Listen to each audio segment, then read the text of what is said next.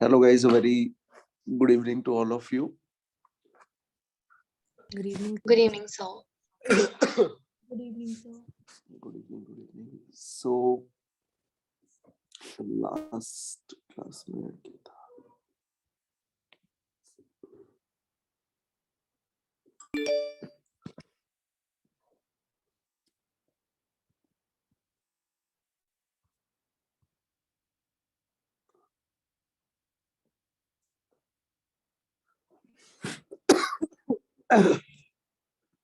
So guys, आप मुझे बताएंगे कि कहाँ तक नेशनल अफेयर हो गए थे लास्ट क्लास?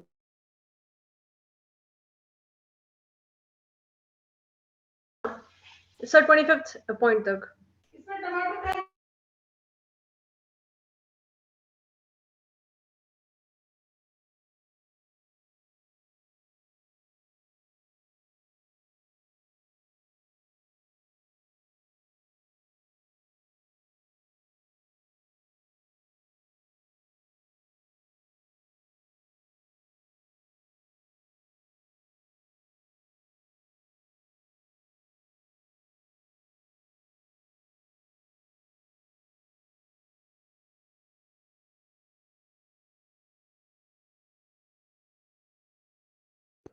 ओके 25th तक ही थे या थोड़ा आगे भी हुआ था? श्योर मुझे पक्का. No, sir, 25th तक ही था. ओके सो नेक्स्ट है. अच्छा, एक बच्चे ने डाउट कुछ पूछा था, तो इस समय पहले क्लास स्टार्ट करूं. कुछ लोगों को जो भी डाउट्स है आप बता सकते हैं मुझे. सर मेरा एक डाउट है इकोनॉमिक्स में कैश रिजर्व रेशियो एग्जैक्टली मुझे समझ नहीं आया था. And you Okay. Were in one of the lectures you were talking about 100% RBI ने डिमोनेटाइजेशन के टाइम पे वो किया था. Okay. 100 एंड ठीक देन है, डन. ये मैं लेता हूँ. और दूसरा डाउट, और बाकी बच्चों का कोई और डाउट हो? कोई डाउट नहीं है? मतलब लिटरली क्या आप इतनी पढ़ाई कर रहे हो और उसके बाद कोई भी डाउट नहीं आ रहा है? हाँ. और सर मेरे को शायद रिवर्स रेपोजिट मेरे को टर्म नहीं समझ लाइक एग्जैक्टली अभी आई कांट रिकॉल. वो भी लाइक समझ आ गया था बट कंफर्म करके बता दीजिए. ठीक है. समथिंग बाकी ओके, एनीवन एल्स? नहीं है. ठीक है. एक बच्चे ने मैसेज किया था. हाँ, मॉनेटरी बताइए. पॉलिसी बाय रूल्स और मॉनेटरी पॉलिसी बाय डिस्क्रिप्शन में क्या अंतर होता है? इतना डिटेल में किसने पढ़ने को बोला? कहाँ मिल गया है? सर ये नोट्स में ही था. मॉनेटरी पॉलिसी बाय रूल्स और monetary policy bye description. Rules. अच्छा रे यार, छोड़, ये तो वैसे ही कुछ जुमला मार दिया होगा. बता दूंगा. ठीक है, मॉनेटरी पॉलिसी. उसको जाने दो, छोड़ो, not relevant. So what is CRR? ये भी एक बड़ा इंपॉर्टेंट पॉइंट है. सेंटर स्पॉन्सर स्कीम्स कुछ नहीं है. Like this is a bank, ICICI, और देश के बहुत सारे ऑनेस्ट पीपल वो अपनी हार्ड अर्न मनी इस बैंक में डिपॉजिट करा देते हैं. Let's say 100 crore. Now point is this की किस ट्रस्ट के ऊपर ये इन बैंकों में पैसा जमा कराते हैं? ट्रस्ट इज दैट कि these bank are regulated by RBI. And because this is a private company, banking business को भी कंपनियां करती हैं, प्राइवेट कंपनी करती है. सो गवर्नमेंट बैंक में तो ट्रस्ट ये है कि इट डजंट मैटर, ये फेल भी हो जाए तो we have a sovereign government, वो पैसे देगी.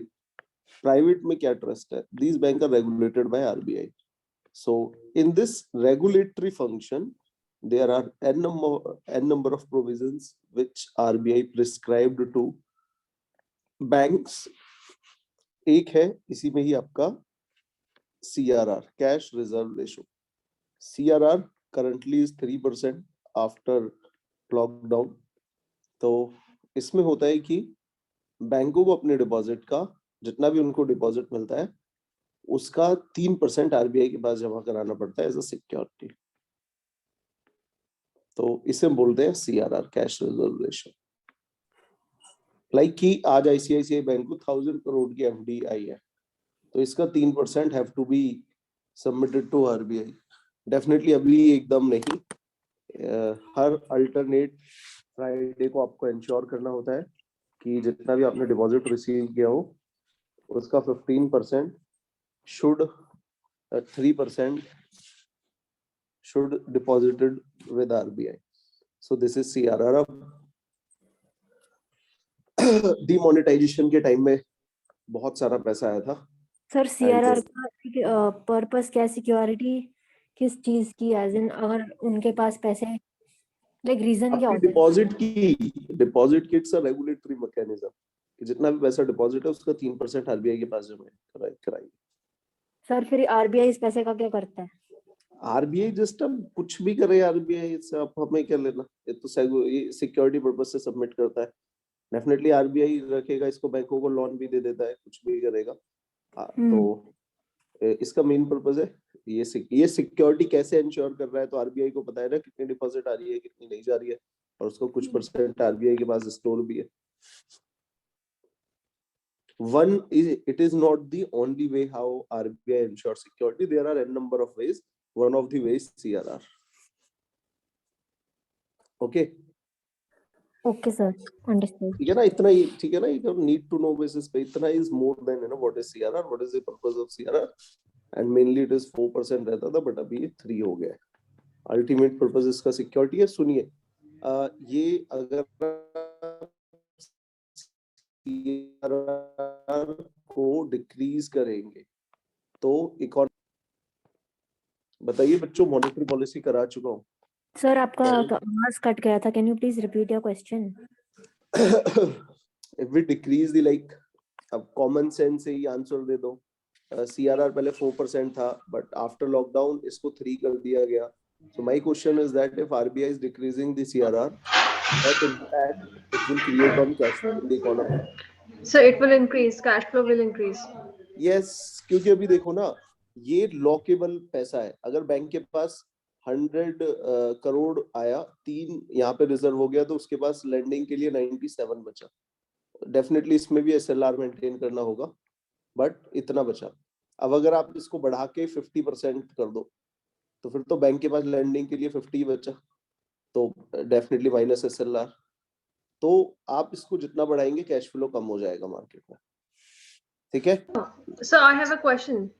Yeah, please. Why did they decrease the CRR during the pandemic? तो यही इस बच्चे ने आंसर तो दे दिया, to increase the cash flow in the economy. Sir वो तो मैंने ही आंसर दिया था, लेकिन तुमने ही दिया था यार. क्या yes sir. I do not no, नाम समझ ही नहीं आते. तो Yes, sir. कैश फ्लो को इंक्रीज करके क्या होगा, it will boost the demand. Demand बढ़ेगी. लाइक Yes, अभी sir. देखो क्लास में 35 के अप्रोक्स स्टूडेंट है. हम सबकी परचेजिंग पावर कितनी है, जितना कैश है. अगर हम सबके पास कल को कैश जितना भी है उसको 2x आप कर देंगे, तो it will result into increase in demand. Demand बढ़ेगी तो सप्लाई बढ़ेगी, प्रोडक्शन बढ़ेगी. Sir, all of that I am getting, but increased cash flow in the pandemic, was See, there a नहीं, ये पैंडेमिक के बाद का रिस्पॉन्स है. पैंडेमिक ने तो हमारी इकोनॉमी को स्लो डाउन कर दिया ना. yes sir, yes तो sir, yes उसके sir. बाद में जब हमने धीरे धीरे करके इसको ओपन अप किया, तो उस दौरान डिमांड बूस्ट करनी, बिकॉज लोगों की purchasing Okay. Power have collapsed due to pandemic. तो To increase the demand, that's all right. Yes, yes, That's what I yes. was तो asking. Okay sir. यही था ना. Yes, हाँ, तो ये तो Yes. सी आपने आई गारंटी मॉनेटरी पॉलिसी नहीं पढ़ा होगा जब मैंने कराया था, तो पढ़ लिया No था. sir. No sir, हाँ, I was तो not there. I was ये not इतना there. हो गया था. Okay okay. नो, ये देख लेना, ये पहले ही मैं बता रहा था, बट स्कीम्स में भी इसको बताऊंगा. जितनी भी गवर्नमेंट की स्कीम्स हैं, गवर्नमेंट ऑफ इंडिया की, we can divide it into 2 category: centre sponsor schemes and other ways centre sector scheme. अब होता क्या है, what is the difference between sponsor and centre sector scheme? ये जितनी भी सेंटर सेक्टर स्कीम होती है, these are 100% financed by the union government or government of India. 100% financed. For example, PM Kisan. ये जो आपके 6,000 पर एनम है, it is completely financed by the union government. The center sponsored scheme, which are majority of the scheme, majority के 90% of the fund goes through center sponsor scheme. Central government gives certain percentage of the total amount which is disbursing. So its current sharing ratio is 60:40 for normal states, 60 by central government and 40 by state government. And for northeastern or hilly states, it is 90 versus 10. Because you all aware that जितने भी hilly states हैं, they do not have much opportunity for tax collection. Business opportunity कम होती है, industry नहीं पहुंचती है. Mainly जितने भी hilly state है, उनकी इकोनॉमी आपकी टूरिज्म एंड हॉर्टिकल्चर इन्हीं के अराउंड जाती है, और कुछ ज्यादा क्रिएटिव वहां पे नहीं हो पाता है. सो ये है. नाउ इसमें गवर्नमेंट का क्रिटिसिज्म था कि since Modi government came into power 2014, earlier this distribution was 70:40 30.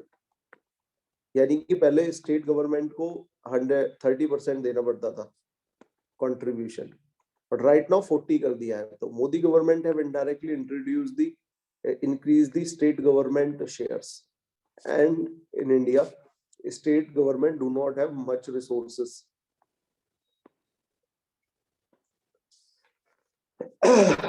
तो already आप उनको burden कर रहे हो. तो this is one of the criticism of this government. Clear है बच्चों? Now you all guys must be clear about what are center sector schemes and center sponsor schemes.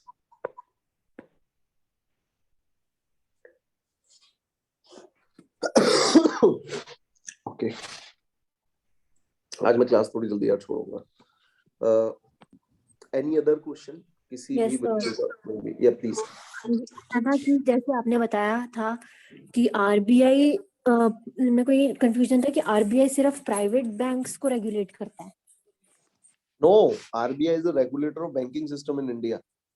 तो मतलब RBI is the regulator. सी देखिए, ये ध्यान रखना. चलो ये मैं तुम्हें छोटा सा बता ही रहा हूँ. रेगुलेटर्स, ये रेगुलेटर्स मैं आपको इसलिए बता रहा हूँ क्यों, because there is a specific course in test also, regulatory governance करके. तो यहाँ पे रेगुलेटर्स होते हैं, और ये रेगुलेटर्स कुछ स्पेसिफिक सेक्टर्स को रेगुलेट करते हैं. Now why we need regulators? तो इसके लिए बेसिक आर्गुमेंट यही है कि to provide a level playing field. Level playing field, level playing field provide कराने के लिए. हाउ? लाइक कि अर्लियर लाइक बैंकिंग में तो गवर्नमेंट ही था, गवर्नमेंट ही बैंकिंग सर्विसेज दे रहा है. एसबीआई हो गया, अब और भी हो गए. अब यहाँ पे आपने प्राइवेट सेक्टर को इंट्रोड्यूस कर दिया, आईसीआईसीआई. तो दिस प्राइवेट सेक्टर, अब मान लो कोई रेगुलेटर नहीं है, तो who will form the rule of the game? Is government. तो यहाँ पे there is a principle violation of fundamental, principle of natural justice. यहाँ पे देखो ना, ICICI will always be insecure that government is the rule maker in this game and government is also a player. So there is a contradiction. So इस contradiction की वजह से private sector हमेशा insecure होता था. तो they think that की government always make rules which directly or indirectly supports this government institutions. तो यहाँ पे इनके इस इनसिक्योरिटी को दूर करने के लिए गवर्नमेंट ने बोला, okay, we will create a independent body like RBI, and this will make rules for the game. So यहाँ पे थोड़ा सा आपको लगता है कि okay, now there will be a fair play.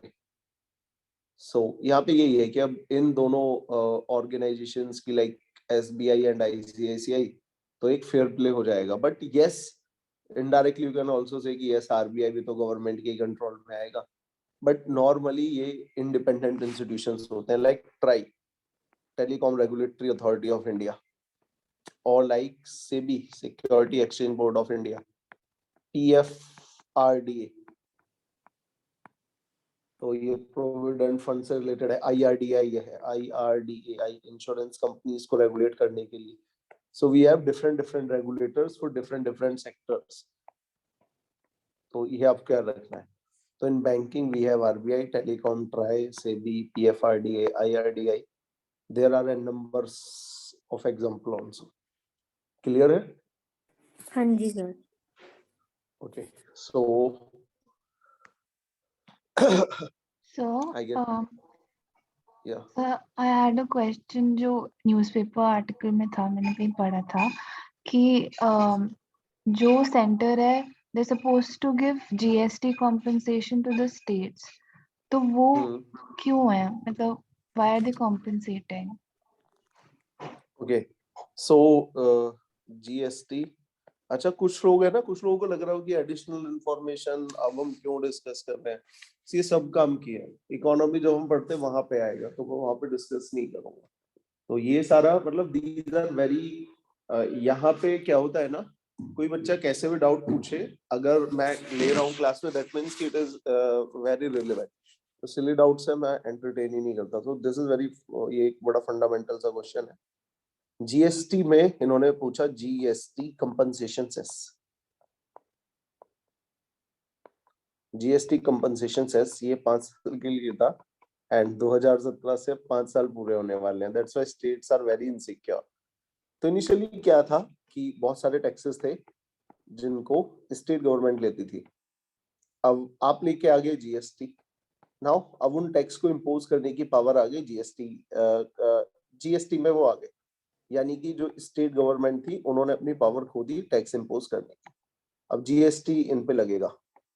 तो नाउ कुछ स्टेट एंश्योर थी कि अगर एक बार बताओ, पहले हमारा कलेक्शन मेरी स्टेट में 50,000 करोड़ होता था. अब इस बात की क्या गारंटी है कि जीएसटी में 50,000 करोड़ ही होगा. तो मैं नया सिस्टम लेके आया, there might be new challenges, new leakages, और ये मेरा कलेक्शन अगर कम हो जाए तो, प्लस मेरा ये कलेक्शन 10% के रेट से इंक्रीज हो रहा था. अगले साल भी फिर तुम 50,000 ही दे दो, तो मेरा जो कलेक्शन है वो प्लस उसकी ग्रोथ की मुझे गारंटी दो, कितना आपके पास आएगा ही. तो इन स्टेट्स की इनसिक्योरिटी को दूर करने के लिए गवर्नमेंट ने इंट्रोड्यूस किया जीएसटी कंपनसेशन. हम आपको देंगे, बट दोगे कैसे? एक तो बोल दिया प्रॉमिस कि मैं आपको दूंगा, बट लाइक ना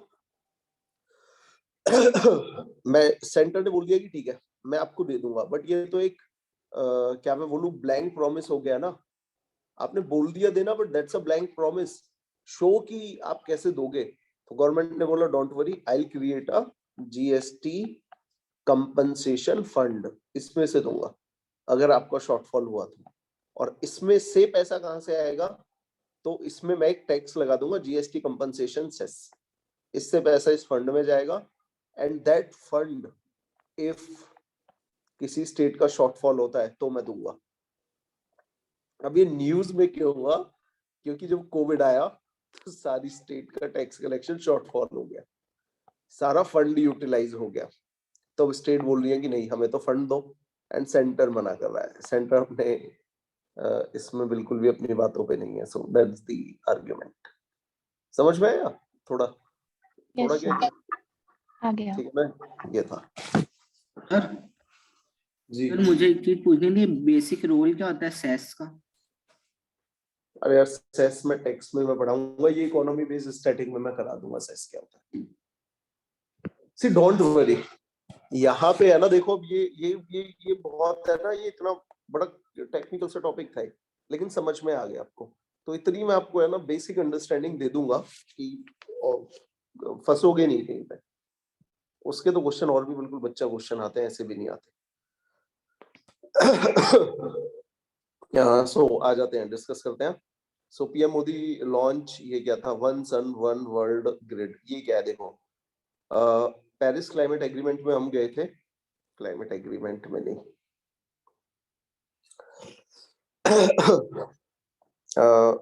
पेरिस क्लाइमेट डील हुई थी 2015 में, और उसमें इंडिया ने एक प्रपोज किया था इंटरनेशनल सोलर अलायंस, और इसका हेडक्वार्टर हमारे गुरुग्राम में है.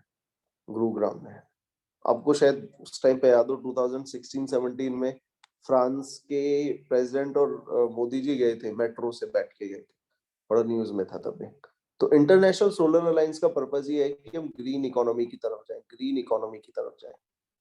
आप सभी लोगों को शायद मैंने जो हमारे पेरिस क्लाइमेट एग्रीमेंट था उसमें इंडिया के INDCs बता दिए, बताए थे ना INDCs? सर INDC का फुल फॉर्म क्या है? अच्छा, फिर मैंने नहीं बताया होंगे, चलो बाद में मैं बताऊंगा। सो अब इन्होंने बोला इंटरनेशनल सोलर अलायंस के लिए कि दुनिया की जो भी कंट्री है इससे कनेक्ट हो सकती है। अब मोदी गवर्नमेंट एक नई फिलोसफी लेके आए, one world one grid initiative.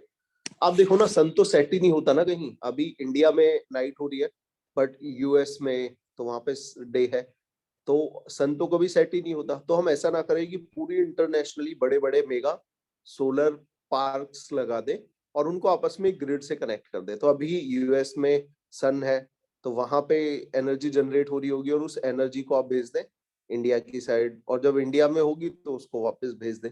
इस तरीके से हम एक वन वर्ल्ड, ये वन ग्रिड बना सकते हैं। तो आप सोलर एनर्जी लाइक कि डे में ही काम करता है, नाइट में तो नहीं मिलता, तो इस प्रॉब्लम को आप सॉल्व कर सकते हैं। And it would be the very sustainable way of producing electricity. So ये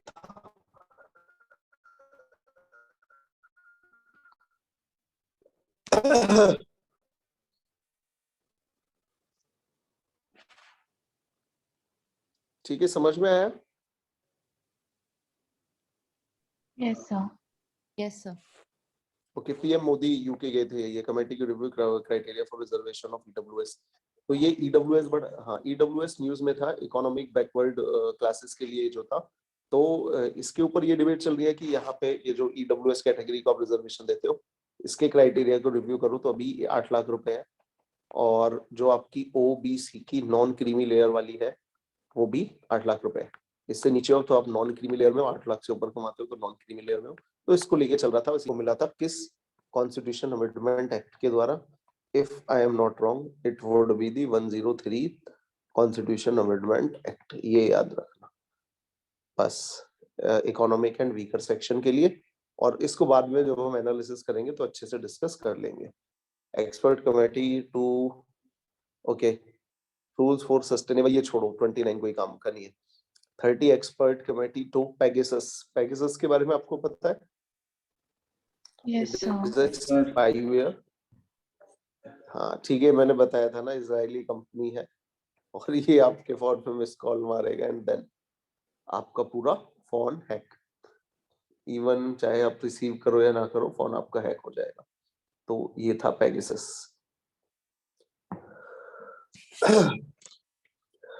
तो ये आपको याद रखना है। एक्सपर्ट कमेटी टू विश्राम सदन एट दी, ये छोड़ो, इसमें कुछ नहीं। Now Indian telegraphy rights. तो आपको याद है इंटरनेट शटडाउन होता था, इंटरनेट शटडाउन, इंटरनेट शटडाउन। तो ये करती थी मिनिस्ट्री ऑफ होम अफेयर्स, किन रूल के द्वारा? इंडियन टेलीग्राफी रूल के द्वारा।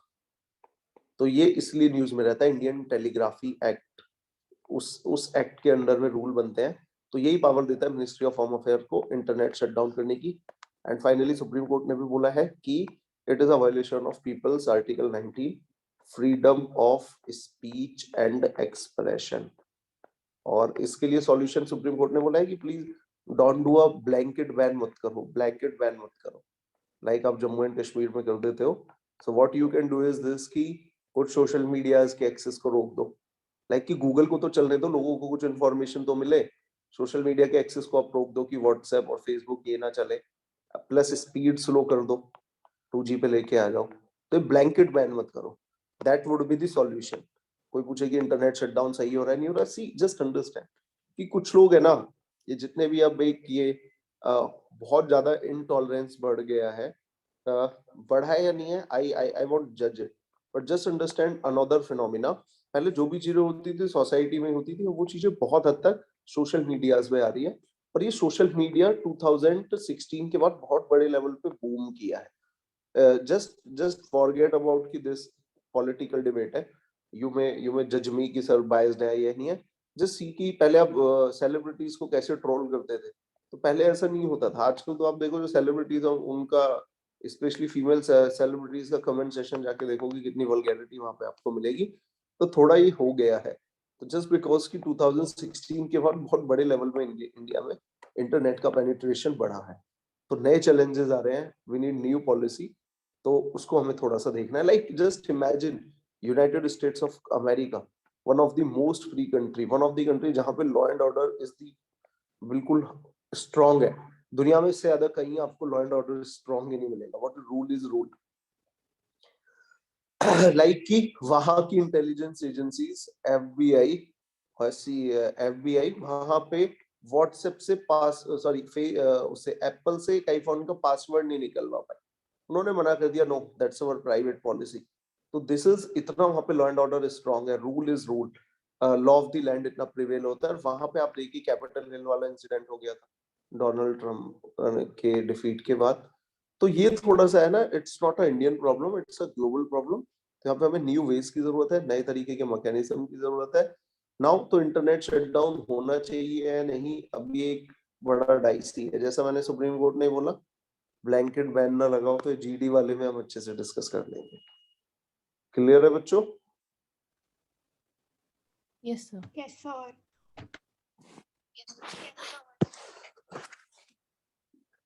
देखो आई ट्राई कि मैं थोड़े से मैं आपको ज्यादा इंफॉर्मेशन दे दूं, इतना आपके काम की बात पता चल जाए। तो उतना समझ में आ रहा है ना? कहीं लगे आपको कि सर इसको थोड़ा ज्यादा बताने की जरूरत है तो आप बोल सकते हैं।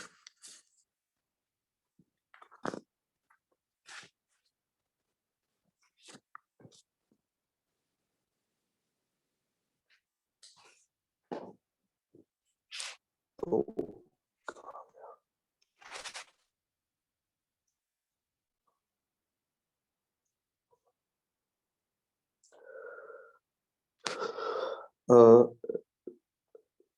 ठीक है, कुशीनगर इंटरनेशनल एयरपोर्ट, ठीक है, यूपी में है और कुछ याद नहीं रखना है। कुछ अंडमान एंड निकोबार में डेवलपमेंटल प्रोजेक्ट्स थे, तो main Andaman and Nicobar was in news. तो अंडमान एंड निकोबार से आपको क्या याद रखना है? जियोग्राफिकली दो तीन बातें आपको याद रखनी है अंडमान एंड निकोबार से। तो अंडमान एंड निकोबार से आपको ये दो तीन बस पॉइंट याद रखने हैं। Sir if I am not wrong, Andaman and Nicobar is a UT ना?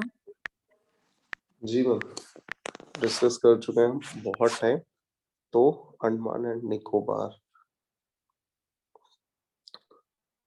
तो ये रहा आपका अंडमान एंड निकोबार। अगर आप यहाँ पे देखते हैं तो यार ये तो मैं इससे अच्छा तो यहाँ पे दिखा देता।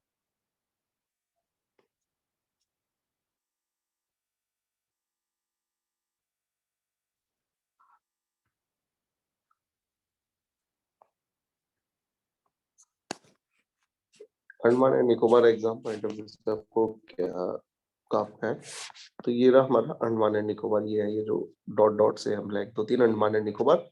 तो एक तो ये है, आप देखिए कि इंडियन ओशियन का ये एंट्री पॉइंट है। ये जो आप यहाँ पे देख रहे हैं ये है आपकी स्ट्रेट ऑफ मलक्का। ये लिखा हुआ भी आगे देखो, स्ट्रेट ऑफ मलक्का। देख पा रहे हैं आप लोग? दिखा भी नहीं दिखा? ये स्ट्रेट ऑफ मलक्का है एंड दिस इज अ, ये चाइना के लिए वे है इंडियन ओशियन में एंटर करने का, और यहाँ पे निकलते के साथ ही हमारा ये है अंडमान एंड निकोबार है। अब यहाँ पे अंडमान एंड निकोबार को एक आपकी आर्टिफिशियल लाइन वो करती है, सेपरेट करती है। यहाँ पे इसको लिखना है 10 degree channel, 10 degree channel, 10 degree channel. It separates Andaman from Nicobar, बस इतना आपको याद रखना है। And port Blair is the capital. तो ये हो गया आपका Andaman and Nicobar.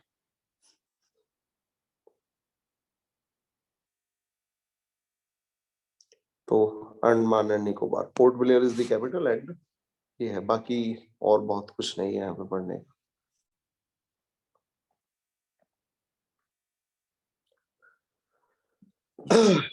India re-elected at United Nation human right council, यही इतनी इंफॉर्मेशन है, इतना आपको याद रखना है। एंड तमिलनाडु, ये जीआई टैग मिल गया है, देख लेना है क्या होता है। कन्याकुमारी को and Sindhudurg airport inaugurated in Maharashtra, just factual information है। फर्स्ट अटल कम्युनिटी इनोवेशन सेंटर लॉन्च। ये अटल कम्युनिटी अटल से रिलेटेड कुछ भी है ना, इनोवेशन मिशन से रिलेटेड आई गेस मैं पहले भी आपको 2-3 क्लासेस में इसके बारे में बता चुका हूँ। ये है आपका, there is a mission called Atal innovation mission. This innovation mission is launch by NITI Aayog, and इस मिशन का फंडामेंटल जो ऑब्जेक्टिव है, मेन ऑब्जेक्टिव है, वो ये है to increase creativity, business entrepreneurship. तो इस तरीके का माइंड सेट डेवलप करने का ये एक प्रोग्राम है। तो उसमें कुछ ना कुछ नया इनोवेशन रहता है। उस नए इनोवेशन में नहीं पूछा जाएगा, बट याद रखना अटल इनोवेशन मिशन नीति आयोग ने लॉन्च किया है, एंड इसका मेन टारगेट है creating innovation at school level. तो मैंने आपको बताया है यार कई बार, ठीक है ना, कि this is the failure of our education system, कि हम अपने किसी छोटे बिजनेसमैन को, छोटे किसी हलवाई को, उनको हम अपना हीरो नहीं बना पाए। ठीक है ना, हमने इस देश में बॉलीवुड के उनको ही हीरो माना है, बाकी और तो हम किसी को हीरो मान ही नहीं पाए। जस्ट इमेजिन कि this is our mental space during our school days. तो जब भी आप देखेंगे इंस्पायर आप होते हैं, तो 90% ऑफ द टाइम हमारे देश में हमारा mental space is occupied by Bollywood actress और एक्ट्रेसेस और क्रिकेट स्पोर्ट्स। तो बिजनेस के लिए तो आपका माइंड स्पेस बचा ही नहीं ना, तो यहाँ पे हो। इसीलिए देखो ना हमारे देश में कि किसी ने, आप सभी लोगों ने लाइफ में एक ना एक बार एक्टर एक्ट्रेसेस या स्पोर्ट्स पर्सन में भी सिर्फ क्रिकेट ही बनने के बारे में 90% लोगों ने सोचा होगा। वाई सो? किसी ने एक सक्सेसफुल चाय वाला बनने के बारे में कोई नहीं सोचा। अब देखो, अब तो चाय चाय के इतने स्टार्टअप आ रहे हैं। कल ही मैं 2-3 दिन पहले में सीपी में घूम रहा था, तो था रामू काका की चाय, चाय सुट्टा मार दो। इन्होंने एक कोई स्लैंग छोड़ा ही नहीं है, सभी यूज हो गए। तो अल्टीमेटली तो यही है ना, कि ऐसा आपको एक बहुत बड़ा चाय वाला बनना है, ऐसा क्यों हमारे एजुकेशन सिस्टम ने नहीं बनाया? कुछ भी आप बने तो 90% तो माइंड स्पेस आपका इसने ही घेर लिया। बल्कि अगर आप वेस्टर्न कंट्रीज में जाते हैं तो ऐसा नहीं है, ठीक है ना, वहां पे ठीक है, कभी और बात करेंगे ना, काफी है। Sir I have a question. ये मैंने कोई प्लीज। एमसीक्यू देखा था, उसमें ना कोई इसरो सीबीसी का उसके रिलेशन का नीति आयोग, सॉरी अटल इनोवेशन मिशन का था, तो वो रिलेशन में क्या न्यूज़ है? वो सीबीएसई इसरो भी था उसमें कोलैब करके। अरे बहुत सारे होंगे ना, मैं बता रहा हूँ ना। अब सुनो, अब मैंने नहीं भी पढ़ा है, लेकिन मुझे पता है वो कुछ नहीं कर रहे, बच्चों को इसरो के सेंटर पे ले जा रहे होंगे, और क्या हो रहा होगा। ठीक है ना, थोड़ा सा मोटिवेट करने के लिए यही हुआ होगा। ठीक है, तो मेन यही मैं बता रहा हूँ, मेन करंट को पकड़ो। ये आपको समझ में आ गया कि इससे रिलेटेड है, तो बाकी तो फिर तुम कर दोगे। ठीक है, अटल कंप्लीट इनोवेशन कुछ होगा ये भी। ठीक है, इतना नहीं पढ़ना, अटल इनोवेशन मिशन याद रखिए। जीआई टैग ये पर्टिकुलर राइस को मिला है, पढ़ लेना।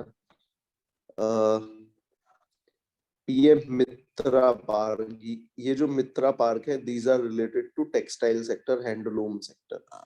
ये आपको याद रखना है, textile sector, textile sector, textile sector.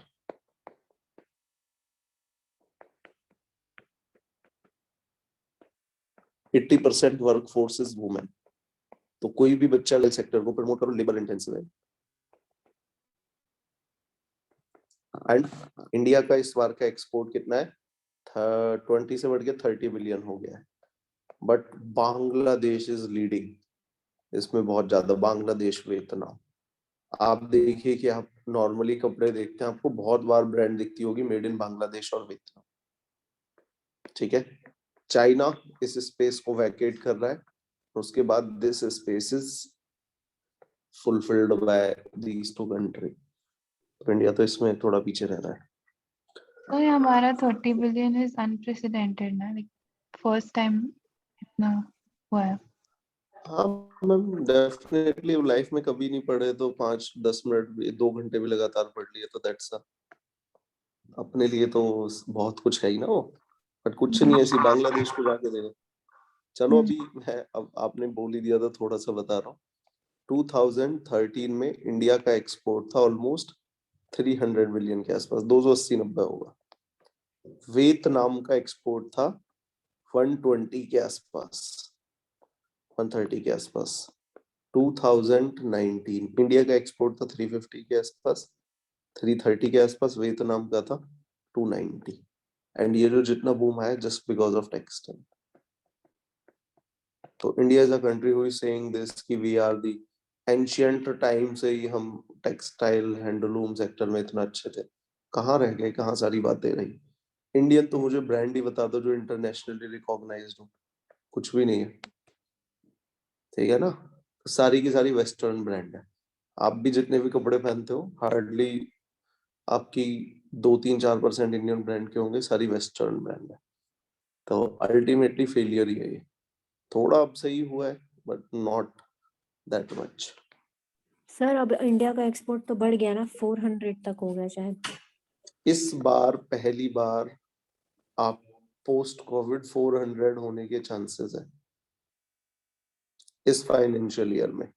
1 अप्रैल से स्टार्ट होगा ये financial year, and up in March. तो अभी हम 15 जैन को बैठे हैं, 300 प्लस ऑलरेडी हो चुका है, 400 होगा। चाइना का 3500 है ऑलरेडी।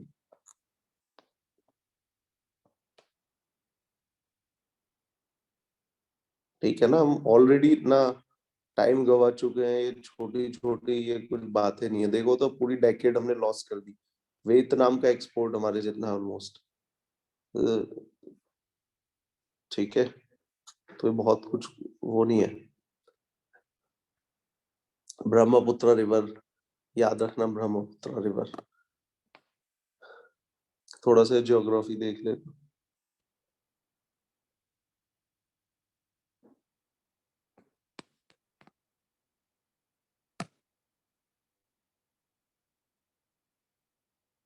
ये यहाँ पे है ना, जब ग्रीन ग्रीन दिख रहा है ये 2 लेक है चाइना में। इंडिया में अगर आप देखोगे तो ऑलमोस्ट कहाँ पे, यहाँ पे नहीं है, यहाँ पे है 2 लेक, इसमें नहीं दिखा रहा। यहाँ पे 2-3 लेक है और यहाँ से ही ये ब्रह्मपुत्र ओरिजिनेट होती है। ना ये ब्रह्मपुत्र पूरा चाइना से ओरिजिनेट होती है और ये पूरा पैरेलल फ्लो करती है इंडिया से, नेपाल होती हुई।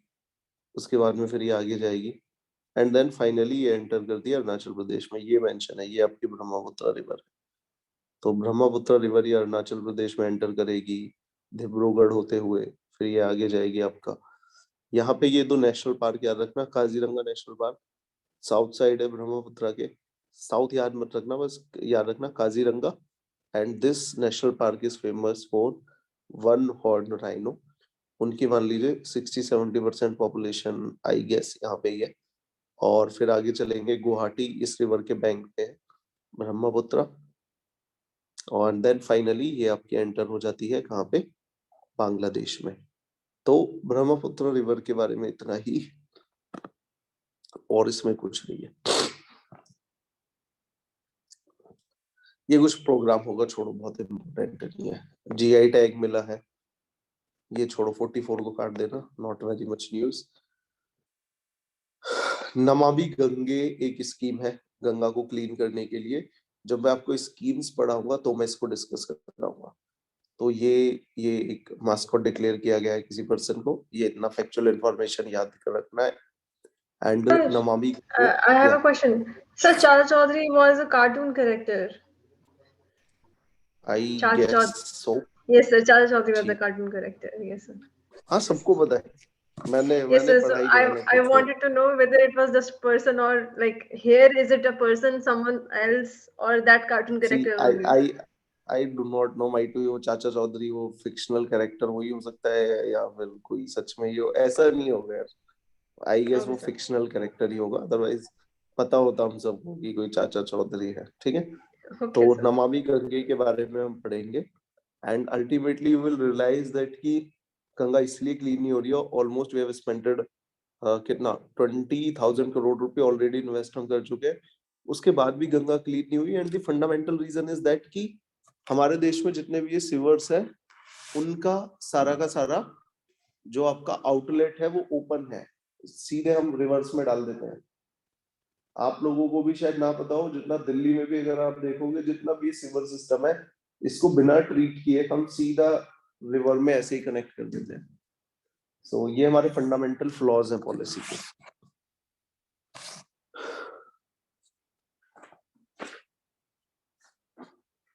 ठीक है, आगे ऐसा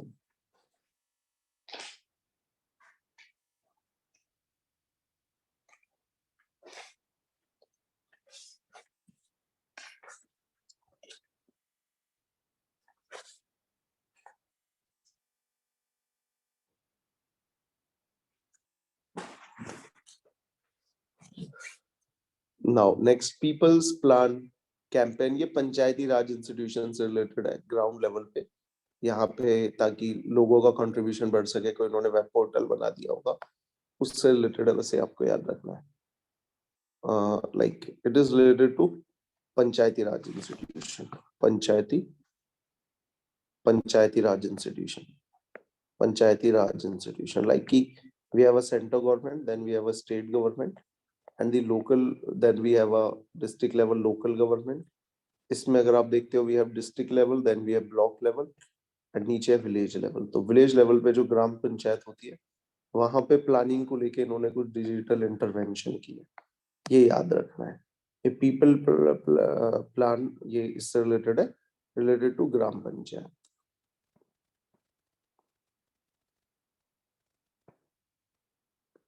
आपको पता है कि Gandhi ji was a critic of this modern cities.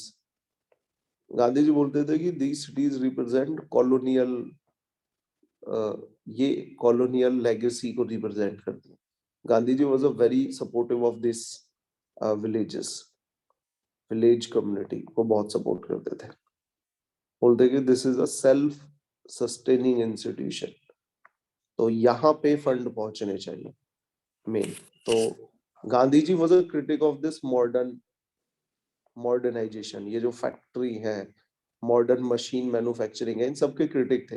Gandhi ji believe in labour, हम सभी लोगों को लेबर वर्क करना चाहिए, तो गांधी जी मानते थे। Although B R Ambedkar was against this village institution. वो बोलते थे कि ये जो विलेज इंस्टीट्यूशन है, is the fundamental unit where discrimination is practised. तो ये वो विलेज इंस्टीट्यूशन के अगेंस्ट थे। वो चाहते थे कि we should have to develop in a modern city, modern nation की तरह डेवलप होना है हमें, जहाँ पे सिटीज बसे, वहाँ पे हमें अलग अलग कैटेगरी के लोग आएंगे, कोई डिस्क्रिमिनेशन नहीं है। और ये समहाउ ट्रू भी है। आप देखिए, cities are like cosmopolitan culture को रिफ्लेक्ट करते हैं। एंड सिटीज में भी डू नॉट नो ऑफ्टन कि हमारा नेबर किस कास्ट से है। कई बार दोस्ती हो जाती है, कुछ पता ही नहीं चलता है। तो यहाँ पे ये हमारी यूनिटी इन डाइवर्सिटी वाले कॉन्सेप्ट को हमारे देश की सिटीज बड़े अच्छे से रिफ्लेक्ट करती है। Every city of India, mainly metropolitan city like Delhi, Bombay, Bengaluru, और लाइक अ मिनी इंडिया, जहाँ पे कल्चरल एक्सचेंजेस होते हैं, फूड एक्सचेंजेस होते हैं, और हमारे देश में यूनिटी ब्रिज होती है। ठीक है, वैरायटी स्पेशल ये छोड़ो, 30 ये कुछ भी नहीं है। आपदा मित्रा ये कुछ नहीं है, दीज आर जस्ट पोर्टल। कुछ भी नेचुरल हैजार्ड आ जाए उससे रिलेटेड है। आपदा मित्रा कॉमन अलर्ट प्रोग्राम, इतना ही आपको याद रखना है। नाउ स्वच्छ सर्वेक्षण के बारे में तो हम सभी लोग जानते ही है। स्वच्छ सर्वेक्षण के बारे में हम सभी लोग जानते ही हैं। तो इसका लेटेस्ट एडिशन हुआ है, और इसमें आपको याद रखना है, स्वच्छ सर्वेक्षण में कोई सिटी है ये सर, जस्ट वेट।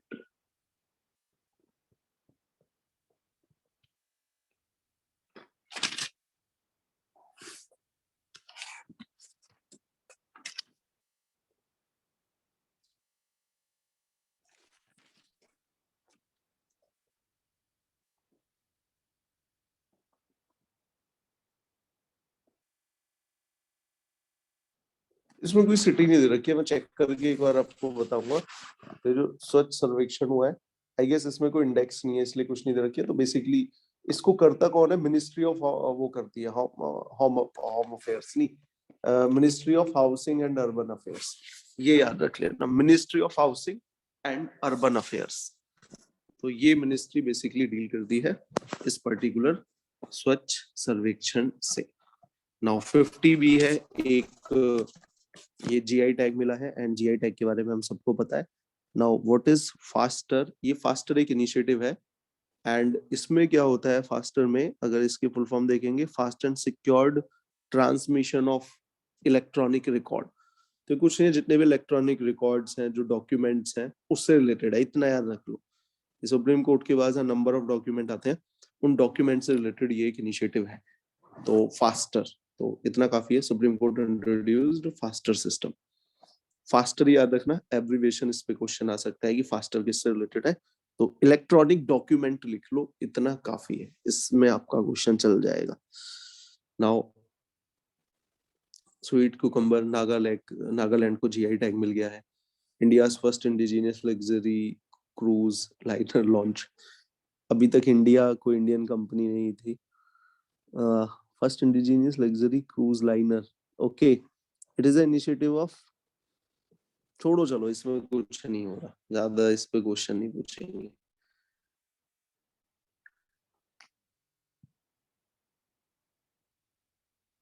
अच्छा, यहाँ पे इन्होंने कुछ नहीं किया, what is GoM for SC STs OBCs.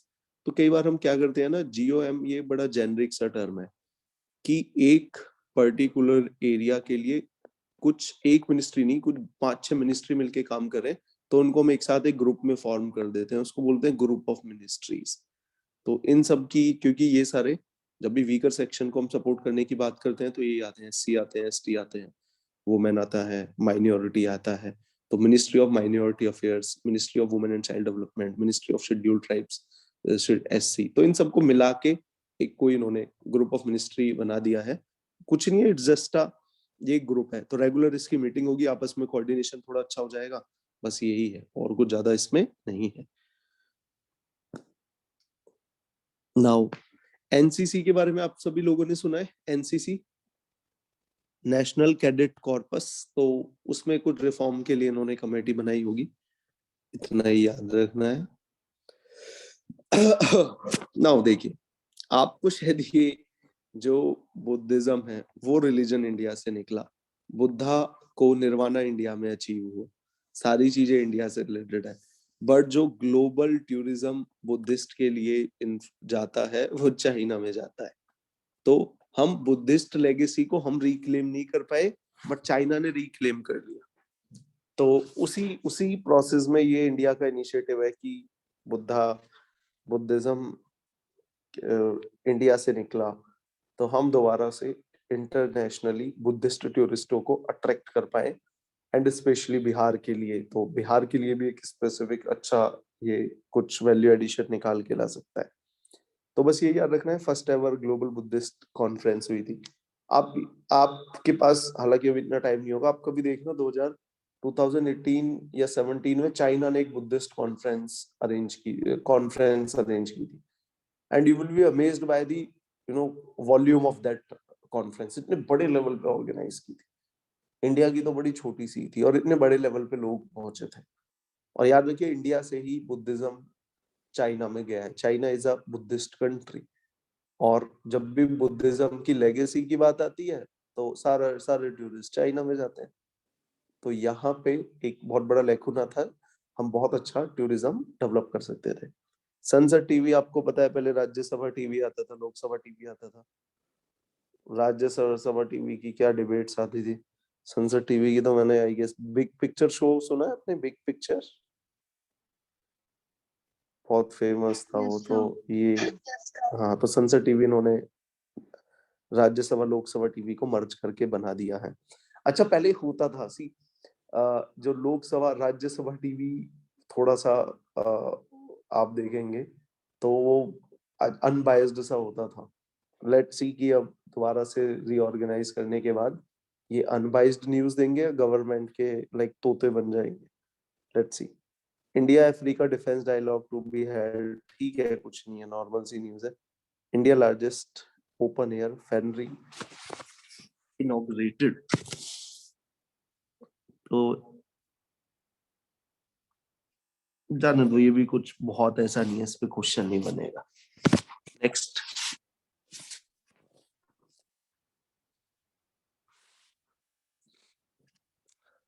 ये सरदार धाम भवन, ये इन्होंने गुजरात में बनाया है, छोड़ो कुछ नहीं है, जाने दो इसको। Special commemorative coins for Srila Bhakti Vedanta स्वामी, बस इतना याद रख लेना। 125 रुपए का इन्होंने ये एक बनाया है। और this person is the founder of ISKCON. ये सुना है ना आपने, इस्कॉन टेम्पल सुने होंगे आपने। Yes, sir. हाँ, तो ये बस ये स्वामी जी उसी से रिलेटेड थे, तो उतना आपको याद रखना है। देन ये भी सारी बहुत छोटी छोटी सी न्यूज है। आगे देखते हैं। इसमें कुछ ही काटनी भी है, तो वो काट देना, मैं बता दूंगा। ये ठीक है, कुछ नहीं। Agreement to Nepal for reconstruct, ठीक है, जाने दो। नाउ नेपाल से रिलेटेड आपको क्या याद रखना है? काला पानी डिस्प्यूट बहुत न्यूज में था पिछली बार। काला पानी डिस्प्यूट नेपाल से रिलेटेड आपको याद रखना है करंट अफेयर्स में।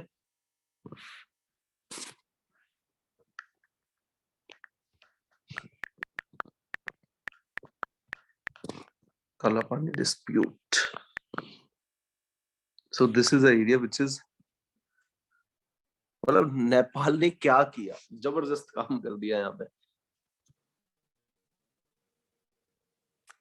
तो ये था, इंडिया है ना एक लेक, इंडिया ने एक रोड बनाया था काला पानी से लीपू लेक तक, और अब आप देखिए हम ऑलमोस्ट चाइना के ही बॉर्डर पे पहुंच गए। अब इस काला पानी टेरिटरी को लेके एक पुराना डिस्प्यूट था। तो what Nepal have done is that कि इन्होंने अपने देश का एक नया मैप बनाया, उसमें इस टेरिटरी को अपना दिखाया, और यहाँ के पार्लियामेंट ने यूनिलेटरली उसको पास कर दिया कि yes this is the new map of Nepal. और उसके बाद तब इंडिया से जाके फिर बात करी। तो मतलब ये एक डिस्प्यूट है, this is not the way कि आप यूनिलेटरली किसी डिस्प्यूट को एकदम से उठाते हो, एकदम से पार्लियामेंट में लॉ पास कर देते हो। तो एकदम से इन्होंने बहुत कुछ किया। तो ये था काला पानी डिस्प्यूट है, बस याद रखना। काला पानी से लीपू लेक के लिए हमने रोड बनाया हुआ है। Lipu lake is a location जो बिल्कुल चाइना के बॉर्डर पे है, ठीक है। तो that's a disputed area, but ये बहुत टाइम से डेड था। काला पानी पे इवन 1971 वॉर में, 62 वॉर में हम सब ने ही, इंडिया ने ही इस पे रखा हुआ था। ये इशू डेड था, बट अब दोबारा से इन्होंने रिवाइव करा दिया। लेट्स सी क्या होता है। तो ये आपको याद रखना है, plant based product not to be considered as dairy. तो ये बेसिकली था आपका उसको लेके, लाइक कि सोया मिल्क को लेके। तो soya milk is a plant based milk, तो उसको आप डेयरी की कैटेगरी में नहीं लेके आएंगे, डेयरी प्रोडक्ट।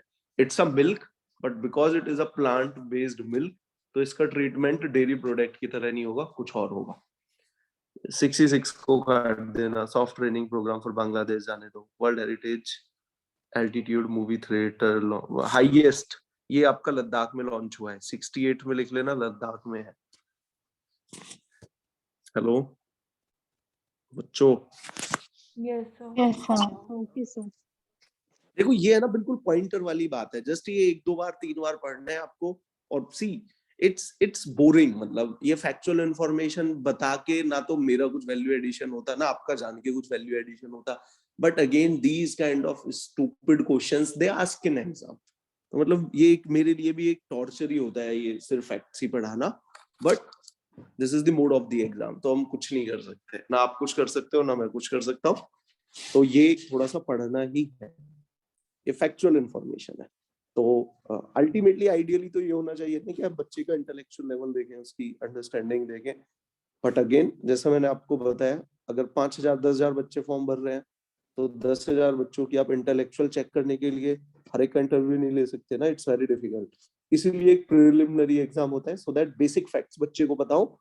फैक्ट्स आपको पता होंगे, only then you are able to analyse this situation. उसके बाद फिर उन बच्चों का वो क्वालिटी टेस्ट लेते हैं। तो इसलिए प्रिलिमिनरी में ऐसे बेसिक क्वेश्चन आते हैं।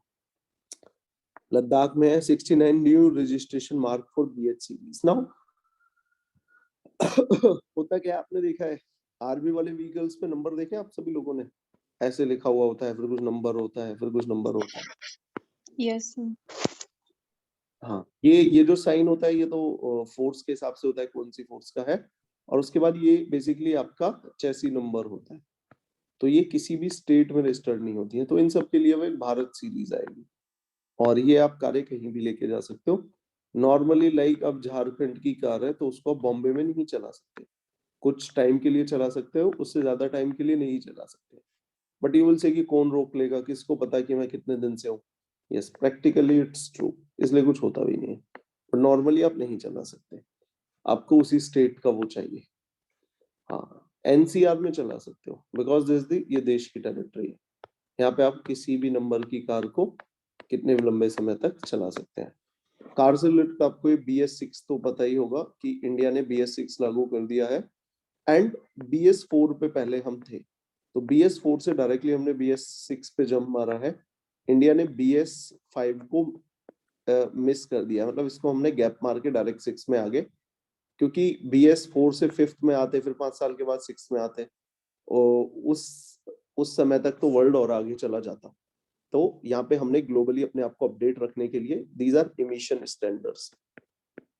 इमिशन स्टैंडर्ड्स ये पॉल्यूटेंट को मेजर करते हैं, कितना आप नाइट्रो ऑक्साइड रिलीज कर रहे हो, कितना आप सल्फर रिलीज कर रहे हो, कितना पार्टिकुलेट मैटर रिलीज कर रहे हो, PM 2.5, PM 10।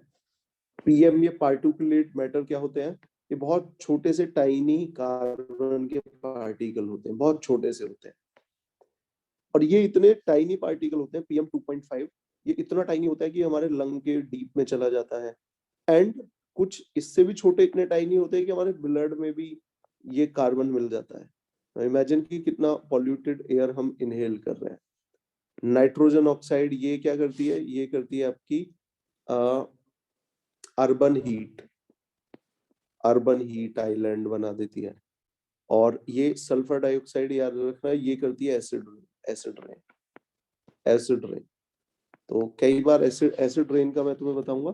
पहली बारिश में तो पानी आता है, उसके साथ कुछ केमिकल टाइप का आता है और वो कार के पेंट खराब कर देता है, and it is very toxic. और ये सारा इमिशन निकलता है मेनली डीजल व्हीकल से। इनको याद रखना, नाइट्रोजन ऑक्साइड और ये SO and PM particulate matter. तो ये इंफॉर्मेशन थी। तो BS भारत स्टेज ये हो गया। BH सीरीज है, नंबर प्लेट वाली सीरीज है, जो आपको कार की एक नंबर प्लेट मिलती है। क्लियर है बच्चों? और ये हाँ, ये NO nitrogen oxide is also responsible for smog. ये जो स्मॉग आती है, स्मॉग में क्या होता है, फॉग होती है प्लस स्मोक होती है। लाइक कि आप देखते हो ना दिवाली के आसपास ये स्मोक रहती है, तो उसमें नाइट्रोजन ऑक्साइड का भी एक बहुत बड़ा रोल है। ठीक है, उसके बाद India's first hackathon on national security. ये हैकेथॉन वाला कॉन्सेप्ट कई बार डिस्कस कर चुका हूँ। मुझे उम्मीद है कि आप सभी लोगों को ये पता होगा व्हाट इज हैकेथॉन्स। ये हैकेथॉन्स क्या होते हैं, पता है ना बच्चों? सर बता दो फिर से। हैकेथॉन यार बताया था मैंने, आप आधार हैकेथॉन। हैकेथॉन में हम कुछ नहीं करते, इन लोगों को हम जितने भी ये इथिकल हैकर्स होते हैं उनको बुलाते हैं। ठीक है, गवर्नमेंट वेबसाइट्स को हैक करो, जो भी हैक कर लेता है उनको फिर हम थोड़ा कुछ एक रिवॉर्ड वगैरह दे देते हैं। तो उससे फायदा यही होता है कि ये लोग भी थोड़ा मोटिवेट हो जाते हैं।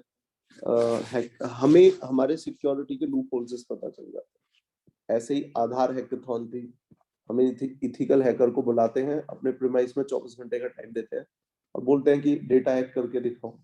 तो it is one of the way कि कैसे हम इस डिजिटल एज में सिक्योरिटी इंश्योर कर रहे हैं। तो जलियांवाला बाग स्मारक डेडिकेटेड टू नेशनल, अभी जलियांवाला बाग कल ही हमने डिस्कस किया था हिस्ट्री की क्लास में। तो जलियांवाले बाग का इंसिडेंट वो क्या था, रॉलेट एक्ट आता है, रॉलेट एक्ट आता है, उसके अगेंस्ट में गांधी जी सत्याग्रह लॉन्च कर देते हैं और कांग्रेस के 3 लीडर को अरेस्ट कर लिया जाता है, सत्यपाल सैफुद्दीन एंड एक किच्चू थे। सत्यपाल और सैफुद्दीन याद रखो, इनको अरेस्ट कर लिया जाता है और इनके अरेस्ट के अगेंस्ट लोकल पीपल प्रोटेस्ट करते हैं इस जलियांवाला बाग में। और यहाँ पे जनरल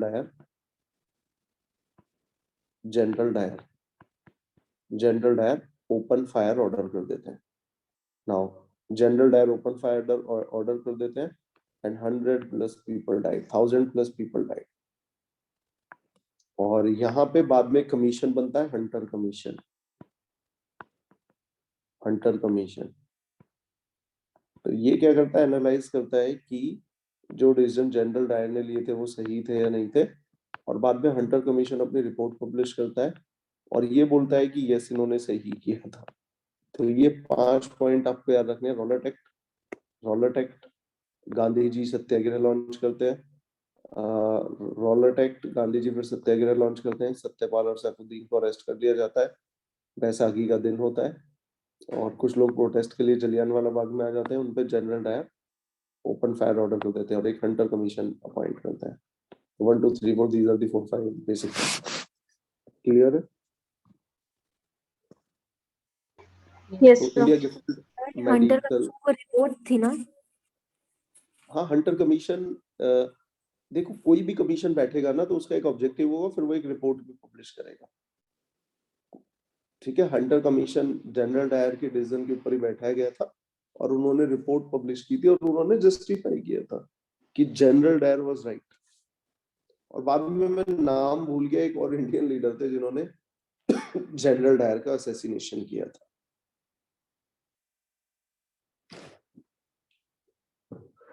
सरदार हुसैन। ठीक है,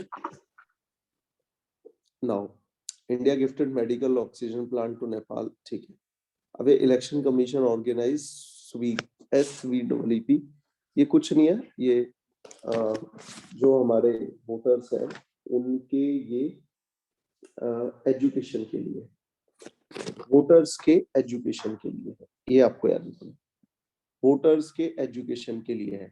अच्छा, इस तरीके के टर्म पे एक दो बार क्वेश्चन, मतलब एक आधा क्वेश्चन आने की उम्मीद रहती है। तो स्वीप इनिशिएटिव क्या है, इलेक्शन कमीशन का है, वोटर्स एजुकेशन के लिए, बस इतना याद रखना।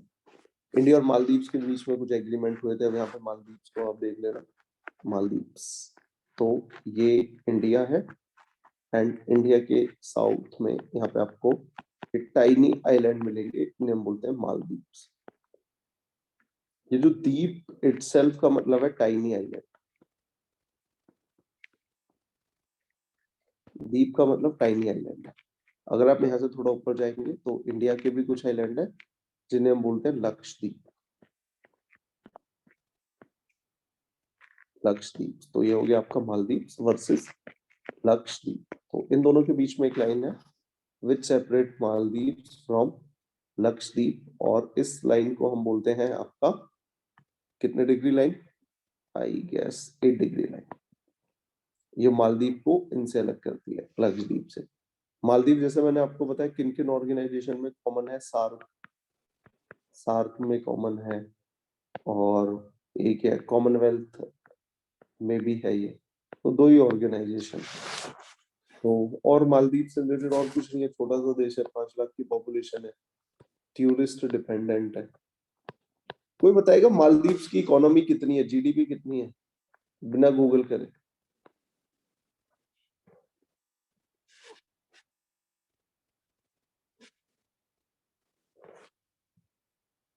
बोलो यार, गेस करो, कुछ तो बोलोगे। 40 सर। 5 बिलियन, 30-35 हजार करोड़ की GDP है, बस बहुत छोटा सा देश है, 5 लाख लोगों की पॉपुलेशन है, इससे पता ही चल रहा होगा। ठीक है, तो ये सर? आपको यार जी। सर अभी मालदीव्स में कुछ इंडिया के लिए वो चल रहा है ना, गो बैक इंडिया, ऐसा कुछ? हाँ, इंडिया के अगेंस्ट कुछ प्रोजेक्ट को लेके थोड़ा सा अच्छा वो नहीं चल रहा है, तो कुछ लोग प्रोटेस्ट कर रहे होंगे और कुछ नहीं है ये, बट ये चाइना के क्लोज आता जा रहा है यार ये, ठीक है ना, चाइना के थोड़ा सा क्लोज आता जा रहा है, and that's a not a good news for India. Okay, इतना आपको याद रखना है बस, और कुछ नहीं। कोई एक्सरसाइज वगैरह करते हुए देखेंगे आगे, न्यूज में आएगी, इंटरनेशनल अफेयर में न्यूज में आएगी। तो 0 mile freedom park, okay, government form panel to boost, ठीक है, याद रखना, ये कुछ नहीं होगा। ये काट दो, 74 75 कुछ नहीं है, जाने दो। गवर्नमेंट फॉर्म ठीक है, 76 को भी काटो। फर्स्ट ये अच्छा है, अच्छा MOU देखो ये होते ही रहते हैं साइन। नाउ बांग्लादेश से रिलेटेड आप देख लेना क्या क्या हमें पॉइंट याद रखने हैं बांग्लादेश से रिलेटेड। बांग्लादेश, तो बांग्लादेश अगर आप देखेंगे, लाइक दिस इज इंडिया का मैप और यहाँ पे है ये बांग्लादेश। तो पहला पॉइंट तो यह है कि इट इज कॉमन इन कौन कौन सी ऑर्गेनाइजेशन है, सार्क में भी है ये, और ये आपका है बिम्स्टेक में। दूसरा, तीसरा हमारे देश की रिवर गंगा, ब्रह्मपुत्र, एंड उसके बाद फिर आपकी तीस्ता, TEEST, ये तीनों आपकी यहाँ पे जाती है बांग्लादेश में, और तीस्ता रिवर को लेके चल रहा है डिस्प्यूट, तो ये आपको बात रखना है। देन इंडिया का लॉन्गेस्ट बॉर्डर है, लॉन्गेस्ट बॉर्डर बांग्लादेश के साथ है, और जैसे मैंने आपको बताया कि BSF बॉर्डर को गार्ड करती है, और हमारे देश की नॉर्थ ईस्ट की कितनी स्टेट बॉर्डर शेयर करती है, एक आपका हो गया वेस्ट बंगाल, उसके बाद Assam, West Bengal common sense है, फिर इसके बाद मेघालय, त्रिपुरा, मिजोरम, तो ये 5 स्टेट बॉर्डर शेयर करती है आपके बांग्लादेश के साथ। 5 स्टेट हमारी बॉर्डर शेयर करती हैं बांग्लादेश के साथ। तीस्ता रिवर का वाटर डिस्प्यूट चल रहा है, तो यही थोड़ी सी न्यूज है, ये आपको याद रखना है। Now Bangladesh earlier was a east Pakistan, and बाद में फिर 1971 में पाकिस्तान की लिबरेशन वॉर में ये बन गया सेपरेट नेशन बांग्लादेश।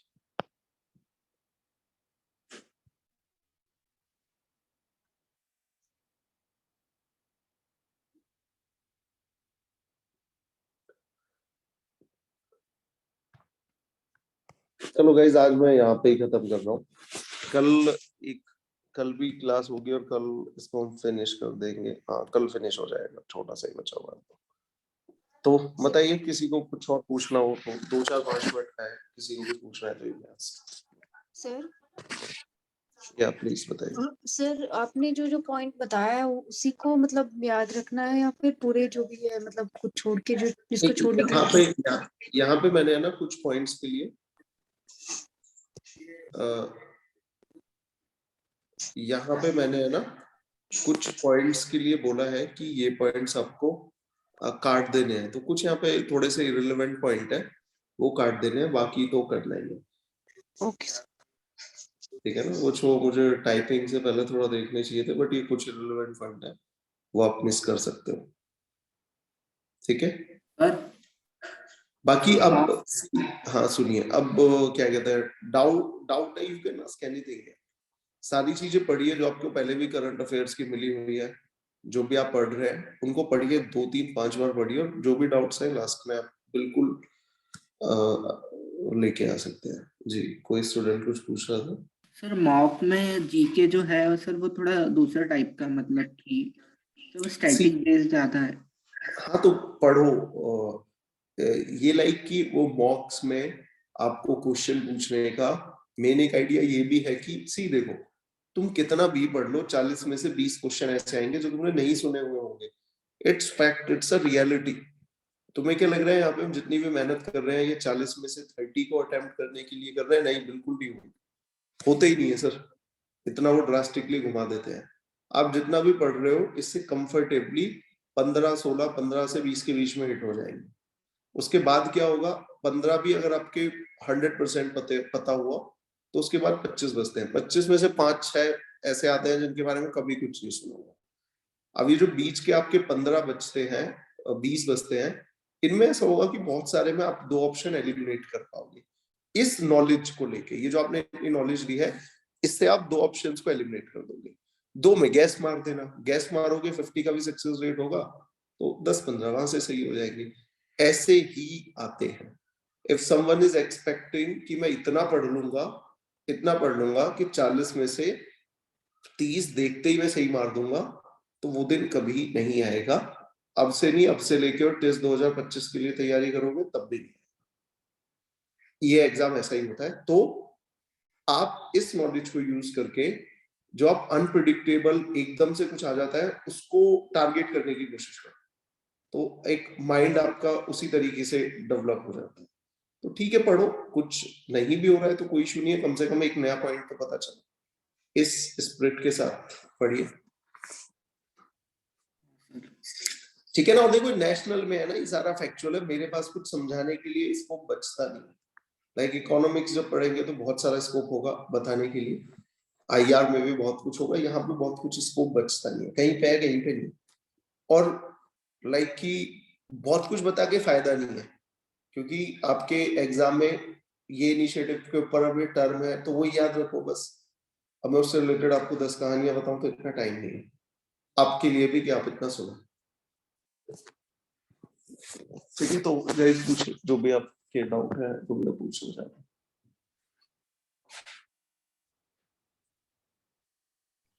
सर आप कैसे पढ़ते हैं? मैं कैसे पढ़ता हूँ यार, तो मेरा तो डिफरेंट है। मेरा तो आप मान के चलिए कि डेली का दो न्यूज़पेपर ही पढ़ने होते हैं, उसमें मेनली मेरा एम्फेसिस एनालिसिस पे ही होता है। मैं कभी इन फैक्चुअल इंफॉर्मेशन को नहीं पढ़ता।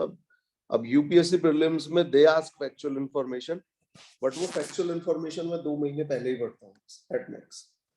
उनको कितना भी पढ़ लो हम भूल जाते हैं, बट नॉर्मली आपको अब देखिए, अब आपका वही टाइम आ गया, ऑलमोस्ट 40 डेज ही बचे हुए। तो अब से लेके है ना अपनी एक फैक्ट शीट बना लो, और जिन फैक्ट्सों को, चलो ये नेक्स्ट क्लास में मैं आपको बताऊंगा, बहुत सारे लोग चले भी गए हैं। देखिए होता क्या है ना, 80-20 रूल है। 20% ऐसे फैक्ट होते हैं जिनको आप भूलते हो और वही आपका कॉन्फिडेंस ब्रेक करता है। तो जिसको बार बार बोल रहे हो ना, एक अलग से फोर्थ शीट लो और लिख लो, डेली रात को सोने से पहले उसको देखो। And trust me, this is one of the proved psychological trait है कि आप बेड में सोने से पहले है ना, सोने जा रहे हो तब आप कुछ फैक्ट, तब ये इंस्टा सोशल मीडिया से प्लीज फॉर 40 डेज तक दूर रहे। और रात को जो आप सोने जा रहे हैं ना, उस टाइम पे इंफॉर्मेशन को अगर आप पढ़ेंगे, बोरिंग इंफॉर्मेशन को, फैक्चुअल इंफॉर्मेशन को, सब कॉन्शियसली माइंड उसको एब्जॉर्व करता है और उसकी रिटेंशन के चांसेस ज्यादा रहते हैं। तो आप ये जो एक एक फैक्ट शीट मिल रही है नेशनल की, इसका फोटो कॉपी ले ले और उसमें छोटे छोटे से पॉइंट लिखते जाएं, और इसी को है ना जस्ट रात को 10-15 मिनट डेली पढ़ने की आदत बना ले। ट्रस्ट मी, आप नेशनल अफेयर की ये पॉइंट आ गए, ऐसे ही आईआर के आएंगे। अगर आप इनको डेली 10 मिनट भी पढ़ेंगे ना, बस 10 minute, 15 minute will be more than enough. और अगर तुम ऐसे हो ना कि अब से लेके 15 दिन तक पढ़ा ही नहीं, उसके बाद फिर तुम एक दिन भी पढ़ोगे ना तो भी भूल जाओगे। बस 10-15-20 मिनट डेली पढ़ो, तो ये तुम्हारा एक साइकिल में चलता रहेगा। डेली पढ़ो, लग रहा है ना आता है सारा, फिर भी पढ़ो, आंखें बंद करके इमेजिन करो, अच्छा ये पॉइंट था, सर ने ये बताया, और फिर 10 नए डाउट आएंगे, उनको खुद गूगल पे देख के 5-10 मिनट सर्च करो। तो इस स्ट्रेटजी को फॉलो करो। ये फैक्चुअल, ये इंफॉर्मेशन जितना करा रहे हैं वो आपको बल्क नहीं लगेगा। अदरवाइज लास्ट के डेज में आपको फिर ये बड़ा बल्क लगेगा, then it would be very difficult कि इसको कैसे मैनेज करना है। ठीक है। और सर जो बुक वाली जीके है उसको हम कैसे करें? यार बुक वाली जीके, उसमें देखो क्या है, पॉलिटी मैंने करा दिया है, इको भी ऑलमोस्ट 60-70% करा दिया है, मॉडर्न हिस्ट्री भी हो रहा है आपका, तो 3 तो हो ही गए सब्जेक्ट। बाकी आर्ट एंड कल्चर सर करा चुके हैं, और जियोग्राफी एक बार पढ़ो, पहले जो करा दिया उसको 100% करो, उसके बाद में फिर जियोग्राफी थोड़ा सा मैं बता दूंगा, तो यही बचा हुआ है, और उसमें शायद कुछ नहीं है। अभी इसको मत लो, मिडाइवल और एंशिएंट को अभी मत पढ़ो, पहले इन इको पॉलिटी और इन सबको कर लो, मॉडर्न हिस्ट्री को। Okay sir, thank you.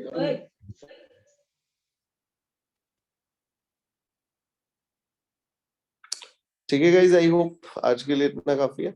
अब क्लासेस की देखो फ्रीक्वेंसी बढ़ रही है, कल भी आपकी क्लास है, तो कल ये नेशनल अफेयर खत्म हो जाएगा, फिर इको तो मैं 2 क्लास में इको आपको सारा खत्म करा दूंगा, ऐसे ही आईआर करेंगे, तो धीरे धीरे करके बल्क आपका बढ़ता रहेगा, बट इसको ओवर बर्डन नहीं होना है। And daily revision is the key, daily revision is the key guys, daily आपको रिवाइज करना पड़ेगा। एंड सी अब वो टाइम है कि आपको 100% है ना, सारी डिस्ट्रैक्शन से दूर होके 100%। सी ये सिंपल सा गेम है। अब आपका माइंड स्पेस 90% सिर्फ इसके लिए ऑक्यूपाइड होना चाहिए जो भी आप पढ़ रहे हैं। डेफिनेटली कॉलेज में तो वो तो पढ़ना ही पड़ेगा, उसके अलावा जो भी आपके पास टाइम बचता है 90% 95% सिर्फ उस माइंड स्पेस में यही चलते रहना चाहिए। ठीक है ना? वो एक वो था, स्वामी विवेकानंद ने बोला था कि जो भी आपको करना है उसी को सोचो। तो अभी आपको वही करना है, सिर्फ उसी के बारे में सोचना है। ठीक है ना? Then it will be very easy. और आप में से कुछ लोग है ना डिस्ट्रैक्ट हो जाएंगे, इधर उधर घूमेंगे फिरेंगे और फिर सोशल मीडिया पे टाइम निकालेंगे, उसके बाद फिर आगे बढ़ेंगे, मन भी नहीं लगेगा एंड देन डिफिकल्ट भी लगेगा। तो ये दोनों ही बातें हैं। तो अब बिल्कुल फोकस होके सिर्फ अपने एग्जाम पे ध्यान देना है। और ये जो हिस्ट्री, ज्योग्राफी, पॉलिटी, मान लो यही है आपकी दुनिया है इस छोटे से लूप में अगले 40 डेज के लिए। ठीक है? Okay guys, good night, take thank you care. Sir. Thank you sir. Thank you, sir. Thank you sir. Thank you sir.